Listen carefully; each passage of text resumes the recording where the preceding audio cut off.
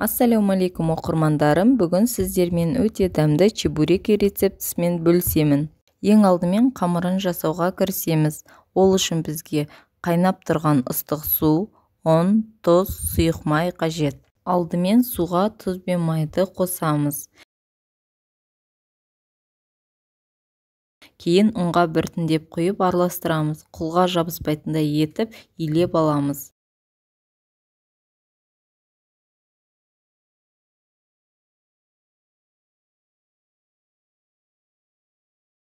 Салмасын дайындағанша бетін жауып қоя тұрамыз.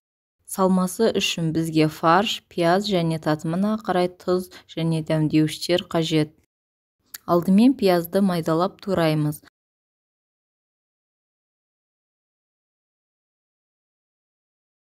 Туралған пиязды және тұз дәмдеуіштерді қосып жақсылап араластырамыз.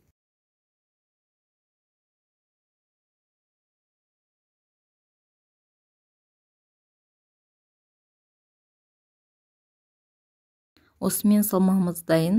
Қамырымызды өзімізге ыңғайлы кішігірім бөліктерге бөліп аламыз.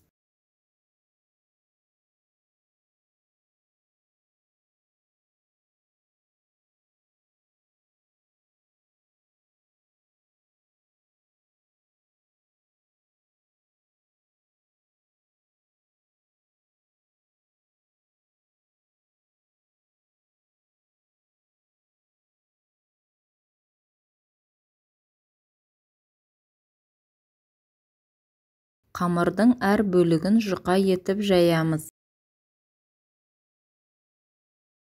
Жайылған қамырдың бір бөлігіне салманы салып, бір-біріне беттестіріп жапсырамыз және шанышқымен басып шығамыз. Әдемі формада болу үшін шетін аздап біркелкі етіп кесіп аламыз.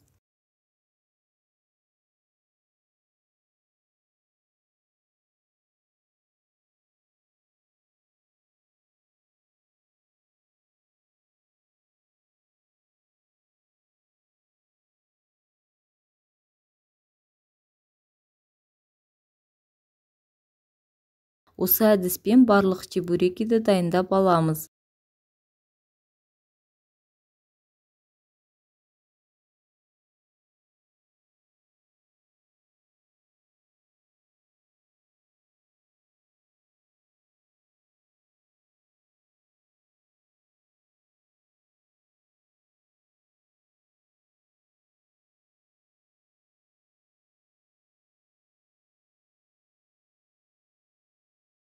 Табамызға сұйық май құйып қыздырамыз.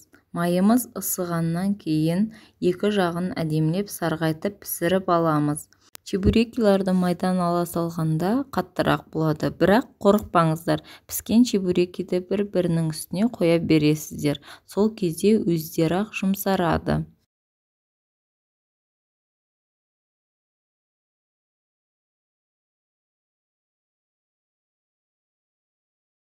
Дәмі керемет болып шығады, отбасыларыңызға міндетті түрде ұнайды. Жасап көріңіздер. Барлықтарыңызға ас болсын. Каналға жазылып лайк басыңыздар.